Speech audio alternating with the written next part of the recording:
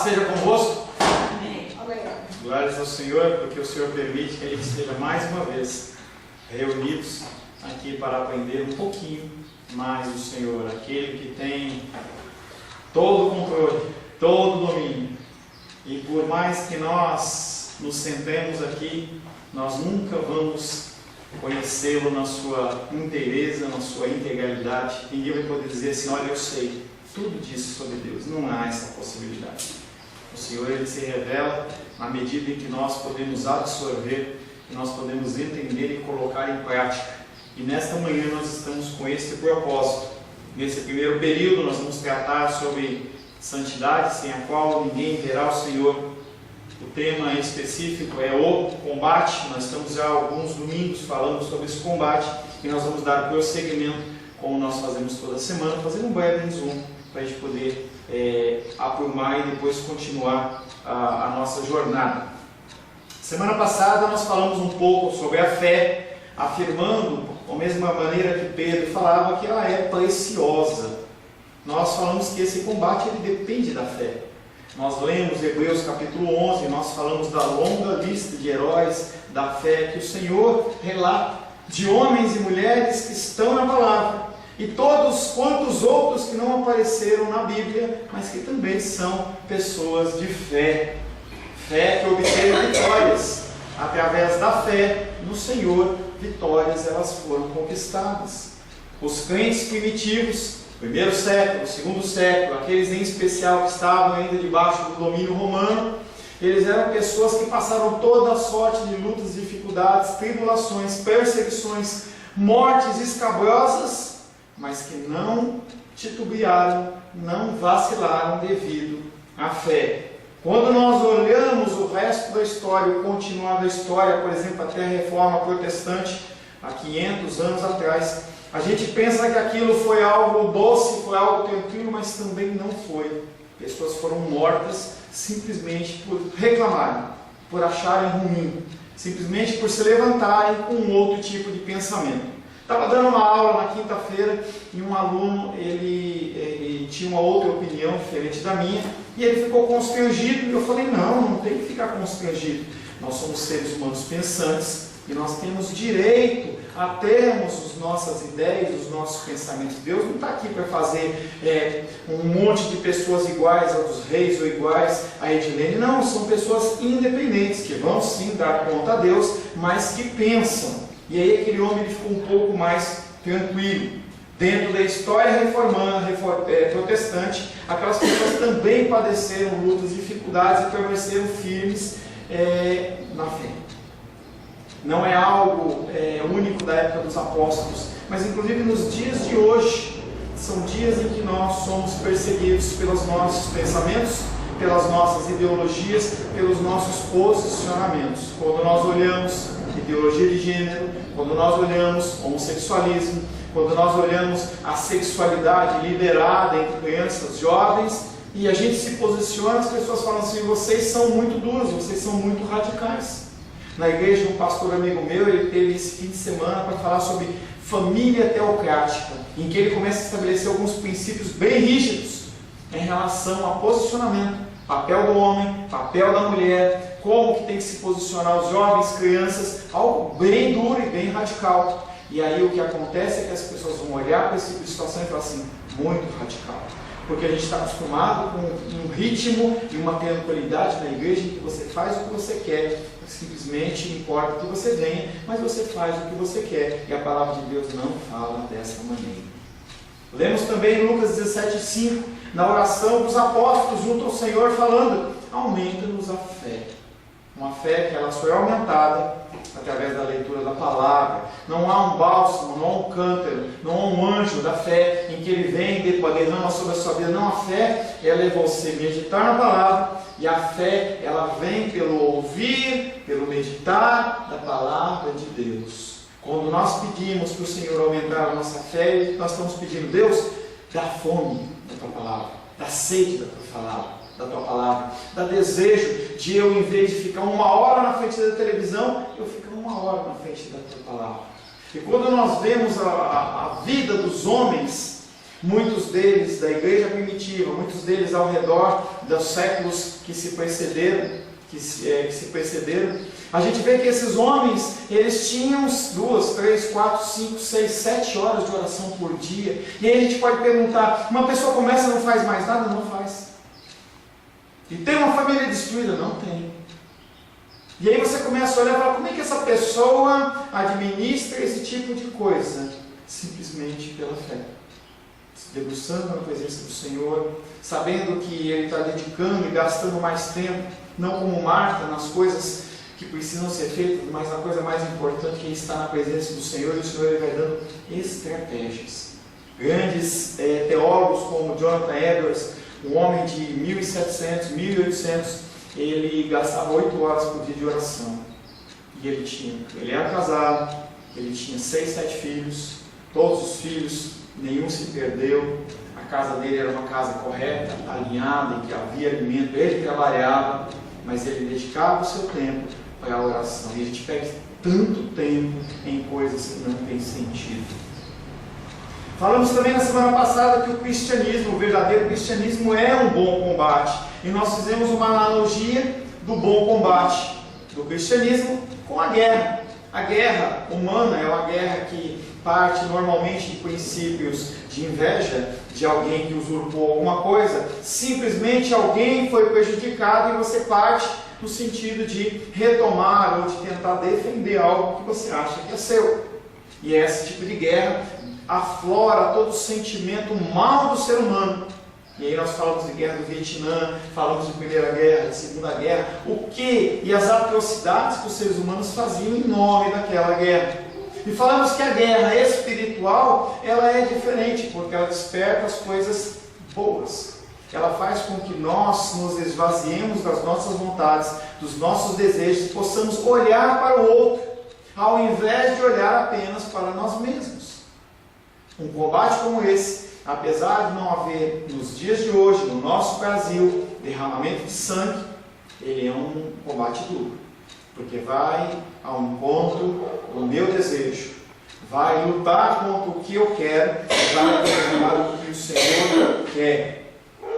Embora esse combate seja de natureza espiritual, ele é real e ele é duro. E aí nós finalizamos na semana passada com uma pergunta: por que as Escrituras chamam o combate cristão de bom combate? E é o que nós vamos tratar a partir de hoje. O que as Escrituras falam desse combate para dizer que ele é um bom combate? Nós deixarmos de fazer coisas que são agradáveis ao nosso ser, às nossas vontades. Por que isso é bom? O combate cristão, ele é bom porque, primeiramente, ele se processa sob as ordens dos melhores dos generais. Você pode estar casado, você pode estar debaixo de alguém que é uma autoridade militar, uma autoridade civil, e aquela autoridade, ela manda você fazer, ou ela comanda que você faça coisas, mas que não é para o seu bem, é para o bem dela. Você vê campanhas, você vê ações, vou falar bastante, mas vou citar o contexto político pecaminoso, em que nós não acreditamos mais nas promessas que eles fazem para nós. Então, quando você olha esse tipo de comando, até não dá vontade de você agir de uma maneira correta. Hoje, quando nós chegamos na igreja, tinham 2 mulheres lavando o carro que estava ali na frente. E elas não lavavam com mangueira, elas lavavam com balde. Eu não sei se não tinha acesso a uma mangueira, eu não sei. Mas deu mais trabalho, com certeza, mas ali ela economizou pelo menos alguns litros de água. Seria o que nós todos deveríamos fazer. E aí o que acontece é que muitas vezes a gente diz, eu vou fazer isso porque se o outro está aí lavando a garagem, ou o outro está lavando a calçada, está gastando litros e litros e litros de água.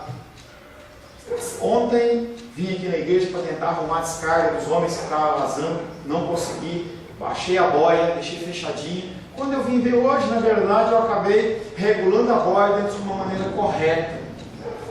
E aí a boia não está mais vazando, não vai ter que gastar dinheiro, nada. É um jeito de você tentar entrar num combate como esse, em que os outros desperdiçam, mas que você não. Quando nós olhamos para o nosso general, para aquele que é o comandante das forças do cristianismo, nós encontramos Jesus Cristo, o Senhor dos Exércitos. Alguém que Josué encontrou quando ele estava para derrotar Jericó. E ele vai andando, ele encontra um homem e ele fala: quem é você? Você está comigo ou com os outros? Ele fala: não, eu sou o general dos exércitos, eu sou aquele que governa, eu sou aquele que reina, eu sou o regente. Lógico que eu estou fazendo alguns acréscimos nesse texto, mas ali é a figura de Cristo, o nosso general. O general que se manda você fazer algo, você pode fazer esse algo que ele está no controle, ele está fazendo para o bem. A palavra de Deus diz que tudo coopera para o bem daquele que é chamado, tudo coopera para o bem daquele que chama Deus, daqueles que amam a Deus, que são chamados segundo o seu propósito. Chamados por quem? Pelo general, por Jesus Cristo. Então qualquer ação que o Senhor ele possa comandar você fazer, levar você a fazer, é para o bem. Só que nós temos que estar em concordância e sintonia com o Senhor, é claro.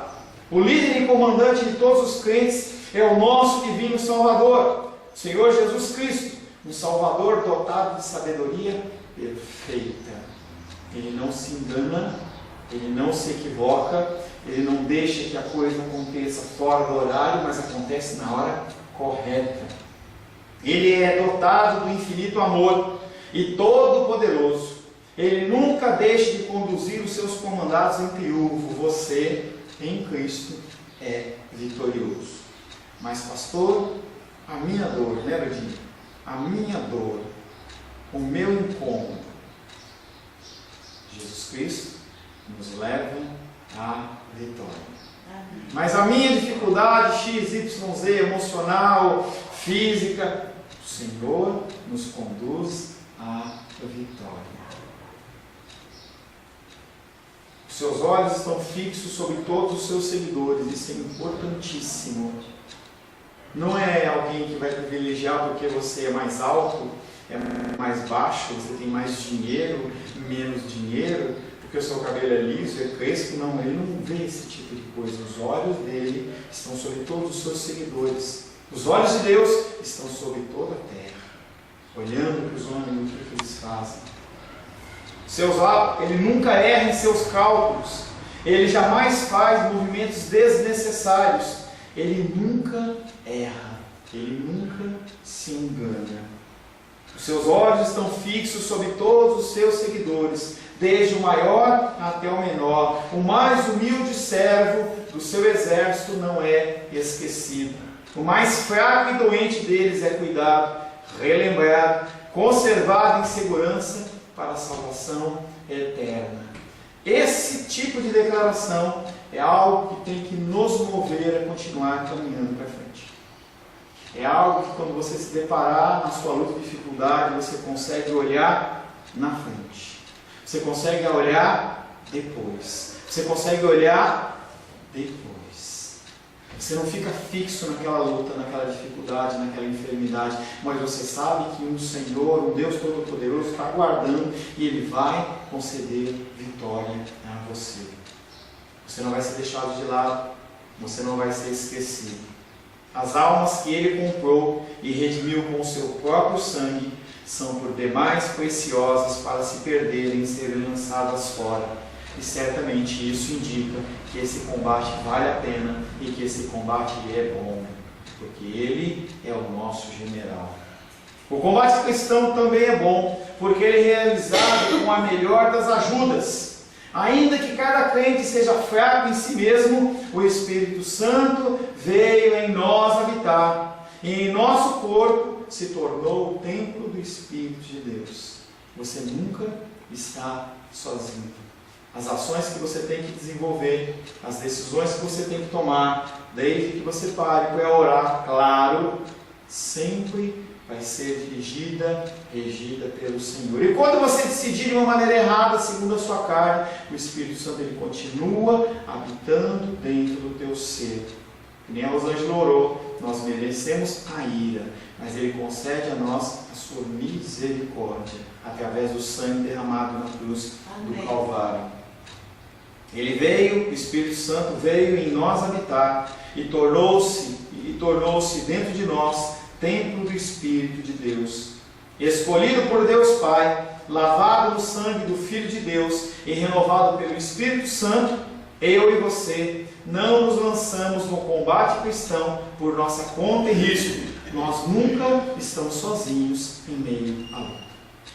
Quando você estiver passando a maior luta e dificuldade, se você conseguir olhar para dentro do seu coração, você vai conseguir contemplar a figura do Espírito Santo. As pessoas conseguem, pela fé, contemplar o Senhor ao lado da sua cama, segurando as suas mãos. O Espírito Santo ensina a cada dia, conduzindo, guiando e dirigindo. Deus Pai nos guarda por intermédio do seu poderoso poder. Deus Filho intercede em favor dele a cada instante, tal como Moisés fez no monte, enquanto os israelitas combatiam no vale lá embaixo. Você está na luta, você está na dificuldade. Em cima do monte está o Senhor Jesus Cristo intercedendo por nós.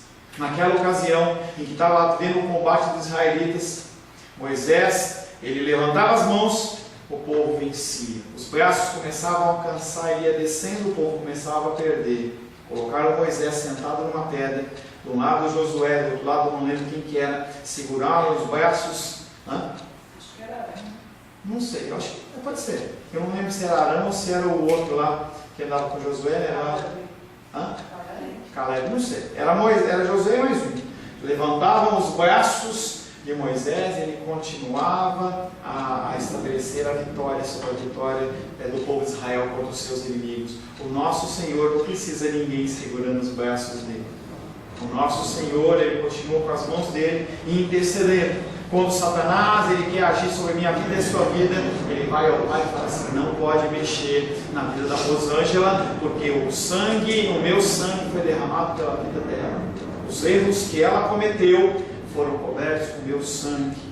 Atos 3 está tomando uma decisão errada, eu vou atacar, eu tenho o direito. Jesus fala: não, aquele pecado que ela está cometendo também foi levado na cruz do Calvário. O meu sangue cobre este pecado e você não tem autoridade de tocar nela. Glória a Deus por isso. Um cordão de 3 dobras como esse jamais poderá se partir. As provisões divinas e os suprimentos diários do Senhor nunca falharão e nunca faltarão ao crente. As provisões diárias na minha vida e na sua vida nunca falharão, nunca faltarão. Mas e a economia? Mas e a água da Caesb? Mas e... As provisões necessárias de Deus para a minha vida e para a sua vida nunca faltarão. Não tenho dinheiro para pagar um plano de saúde? As provisões do Senhor nunca faltarão sobre a nossa vida. Suas estratégias de guerra nunca se mostram deficientes. As coisas que ele manda a gente fazer nunca dá em erro. A gente pode não enxergar e não entender. Algo semelhante com os comandos, eles mandam um exército se deslocar para algum lugar. Se ele tomou uma decisão errada, as pessoas não conseguem ver a situação, mas dependendo da estratégia, se ela for muito bem feita, se atinge o alvo desejado. Com Deus é excelente em todas as suas decisões, ele nunca erra. Se ele fala, vá fazer, vá fazer. Quando eu estava lá em São Paulo, que eu fui convidado para vir aqui para Brasília para pastorear, e nós decidimos lá vender a nossa gráfica, alugar a nossa casa e vir para cá para ficar dependente da sua oferta, dependente do seu dízimo, através do Senhor.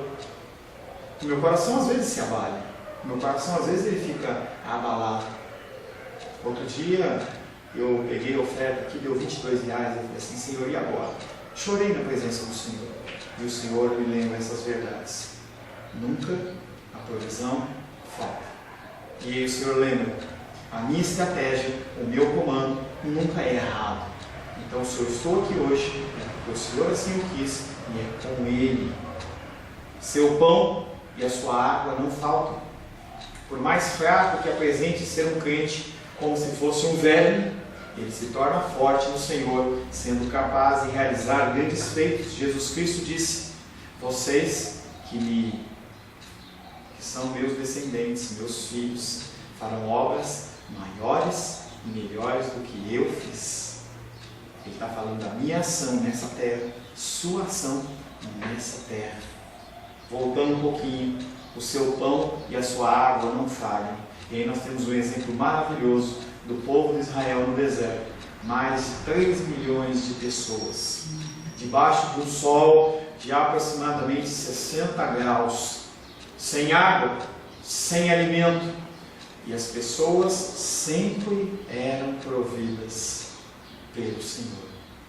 Águas minavam de pedras, coisa que é uma coisa sobrenatural, mas águas minavam de pedras. Água, o Senhor, ele falava assim, o Moisés falava assim, fala com a rocha, e aí a rocha minava a água. Comida faltou? Não, maná caía dos céus. Quer carne? Venham as codornizes. Ele não deixa faltar. As pessoas realmente morreram no deserto. A primeira geração inteira morreu no deserto, mas não foi por falta do cuidado do Senhor, e sim pela impiedade do seu próprio coração. Mas a provisão de Deus estava lá. Ninguém morreu de fome, ninguém morreu de sede, e por 40 anos o Senhor, ele alimentou aquele povo. Eu tenho 50, nunca faltou nada na minha mesa, nunca faltou, nem faltará, nenhum de vocês. Certamente ter um ajudador como esse, um mantenedor como esse, nos capacita a dizer que este combate é um bom combate. O combate cristão também é um bom combate, porque ele é efetivado não no que eu acho, não no que eu penso, não no que você pensa, no que você acha, mas nas melhores promessas que são possíveis, que são proferidas pelo próprio Deus. Cada crente recebeu grandes e preciosas promessas. Todo sim, todo amém, não é proferido por mim ou por você, mas é pelo próprio Cristo. Promessas que certamente serão cumpridas por haverem ter sido feitas por alguém com A maiúsculo, que não pode mentir. Jesus Cristo não é homem para que minta, nem filho do homem para que se arrependa ou mude de ideia. Não, agora eu vou mudar de ideia. Eu tinha um plano para a vida da Edilene, mas agora, porque ela está fazendo algo que não me agrada, eu vou mudar esse plano. Isso quem faz é o ser humano. O ser humano, ele faz promessas, o ser humano jura coisas, assina documentos de sociedade, toda sorte de acordos, mas na hora que ele começa a ser prejudicado, opa, vou voltar atrás. Aquele conceito que tinha há 30, 40 anos atrás, em que não havia necessidade de nada mais do que um aperto de mão. 2 homens que apertavam a mão em cima de um acordo, aquilo estava firmado. Mas eu vou perder, eu firmei, a minha palavra não volta atrás.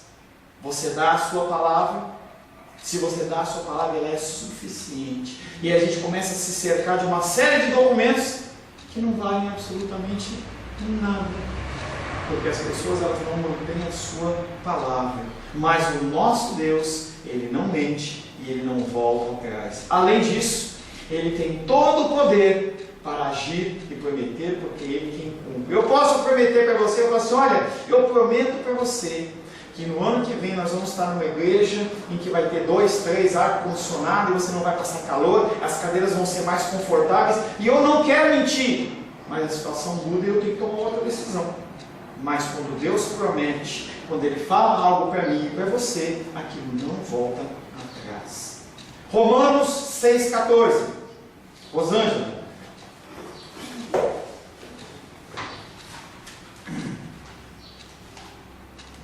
Romanos 6,14.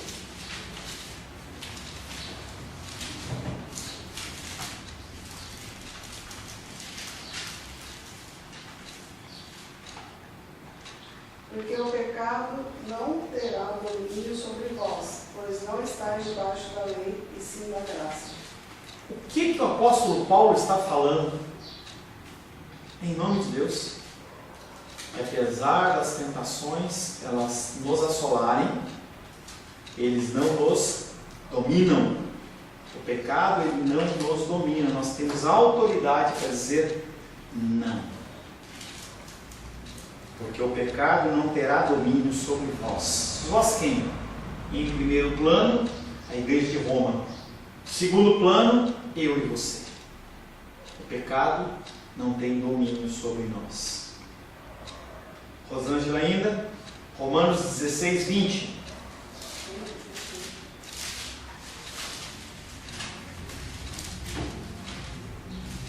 São as promessas que Deus está falando para mim e para você essa manhã, hein? E o Deus de paz, em breve, esmagará debaixo de vossos pés a Satanás. A graça de nosso Senhor Jesus seja convosco. Amém. O que ele está falando aí? Ele está falando que a ação de Satanás na minha vida e na sua vida é por breve tempo. Daqui a pouquinho, tudo vai se encerrar. Não vai haver mais dor. Não vai haver mais pranto. Não vai mais haver ranger de dente. Enquanto isso, a graça do nosso Senhor seja convosco. Enquanto Ele não for esmagado, Ele derrama sobre a sua vida graça. O que é graça? Você não merece, mas Ele te dá um fôlego para você continuar caminhando. As pessoas vão olhar e falar assim: como é que você consegue? Como é que você... Graça de Deus. Como é que você lida, Lourdinha, com as suas dores, no meio das dores, nas madrugadas, que não tem ninguém para te acudir? Graça de Deus. Edilene, Filipenses capítulo 1.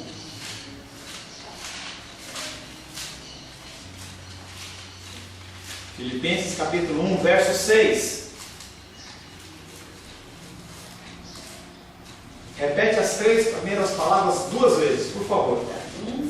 1,6. As 3 primeiras palavras se repete 2 vezes.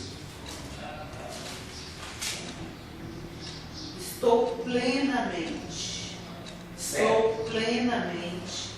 certo de que aquele que começou boa obra em vós há de completá-la até o dia de Cristo Jesus.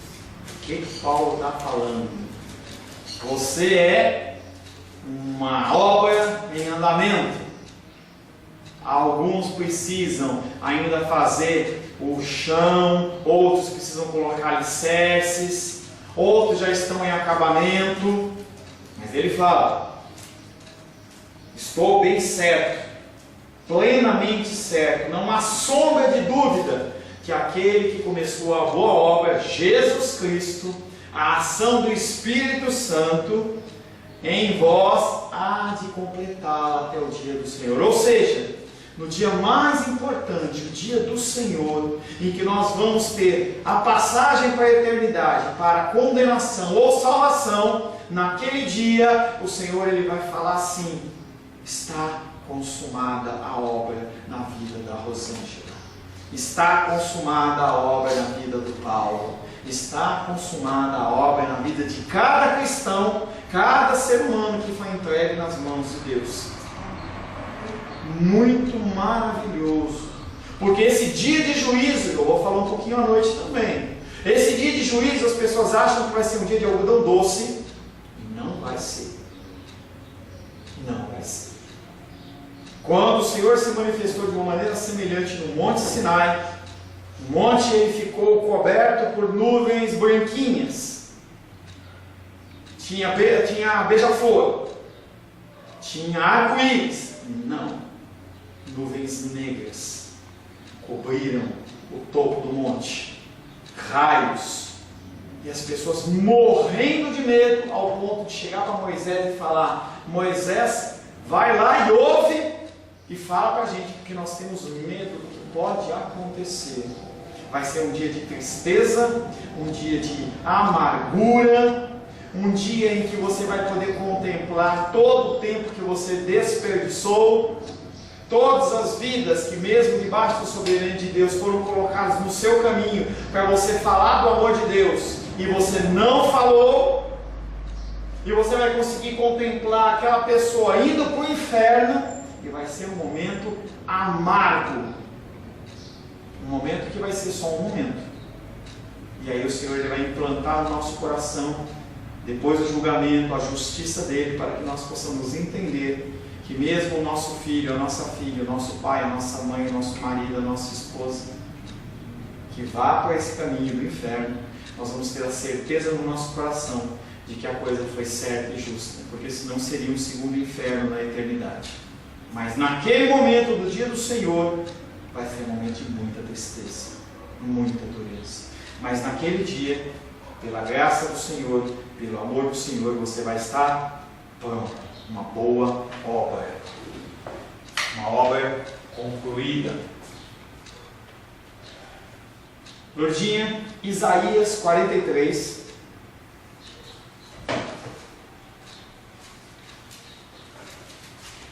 Isaías 43, verso 2.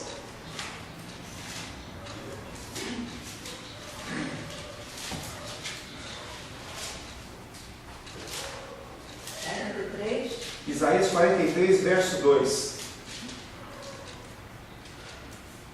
Quando passares pelas águas, estarei contigo, e quando pelos rios, eles não te submergirão.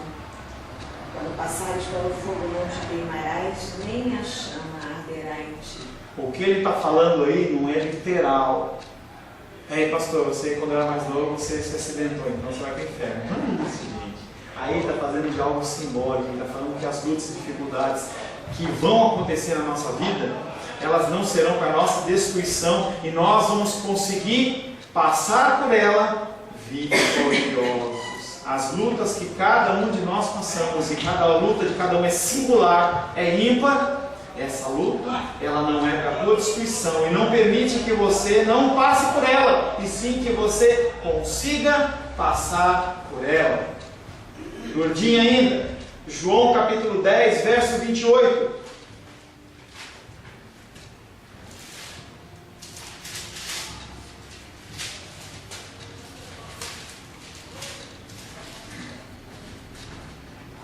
E dou-lhes a vida eterna, e nunca hão de perecer, e ninguém os arrebatará da minha mão. Ele nos dá a vida eterna. Jamais perecerão no sentido de abandonar, apostatar da fé de uma maneira final. Ninguém as arrebatará da minha mão. Vi uma série ontem com a minha filha na televisão, e aparecia um monstro lá que estava indo para cima de uma pessoa. Aí um rapaz entrou na frente dos mais fraquinhos, abriu o braço, tipo, falou: tem que passar primeiro por mim. Jesus Cristo, ele faz a mesma coisa.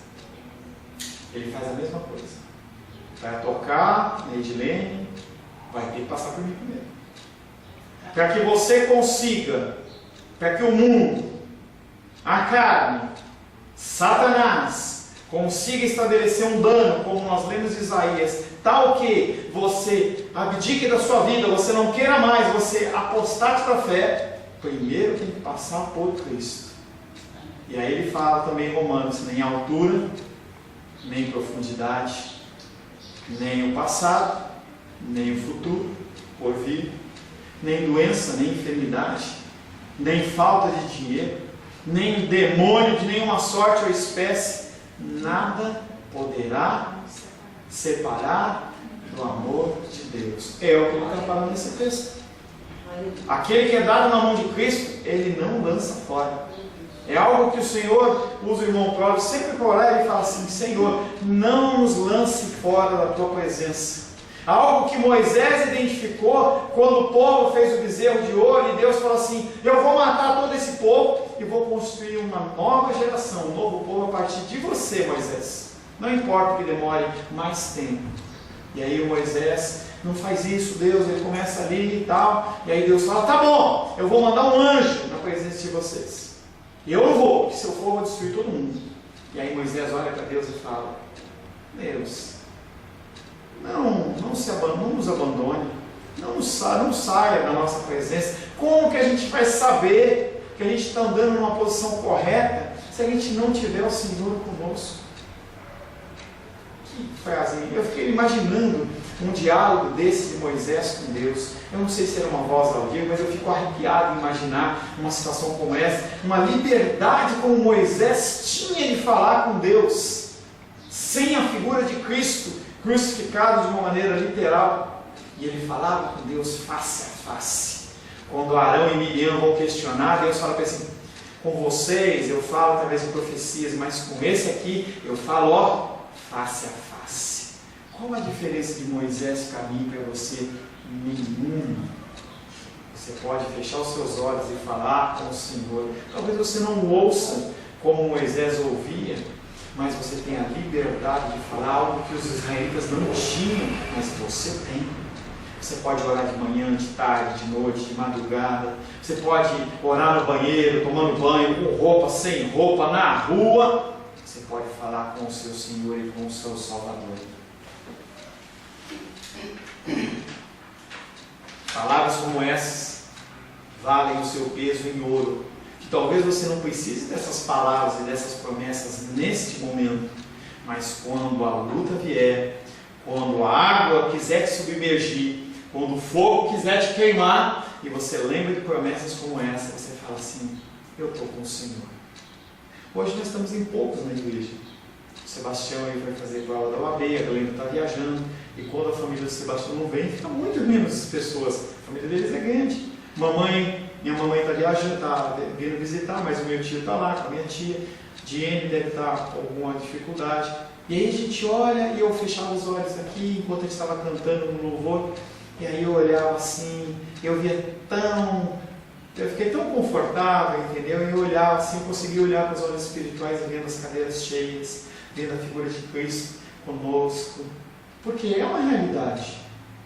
Cristo, Ele diz que está conosco todo o tempo. Aí o coração nosso vai e se conforta, porque a gente sabe que Ele está conosco. Essas palavras valem ouro e certamente nos capacita a dizer que esse combate, ele é um bom combate. O tempo voou e nós já falamos 45 minutos. Eu nem percebi. Eu ia entrar no outro item, eu olhei aqui, falei, já é 10h30. Eu agradeço a Deus por esse tempo, eu quero fazer uma oração. Senhor, em nome de Jesus, agradeço a Ti porque o tempo, Pai, ele foi fluido. E nós fomos falando das coisas concernentes à Tua Palavra, e eu confesso ao Senhor que eu nem percebi. Gostaria que esse tempo tivesse sido acrescentado em muitos mais minutos, Pai. Mas nós sabemos que o Senhor, como um bom general, o Senhor, como um bom estrategista, o Senhor separa exatamente à medida que nós conseguimos ouvir, à medida que nós conseguimos entender, para que nós venhamos a colocar nas nossas vidas em prática os Teus ensinamentos. Agradeço a Ti, Pai querido, pela ação do Teu Espírito Santo através da minha vida, que o Teu Espírito Santo possa ter dado o entendimento para os Teus filhos, e que eles possam, Pai querido, sejam os que estão aqui, sejam os que vão ouvir pela internet, Pai, possam, Pai, em nome de Jesus, saber aplicar as Tuas verdades nos momentos das lutas e dificuldades, para que em tudo o Seu nome seja glorificado, em nome de Jesus. Amém.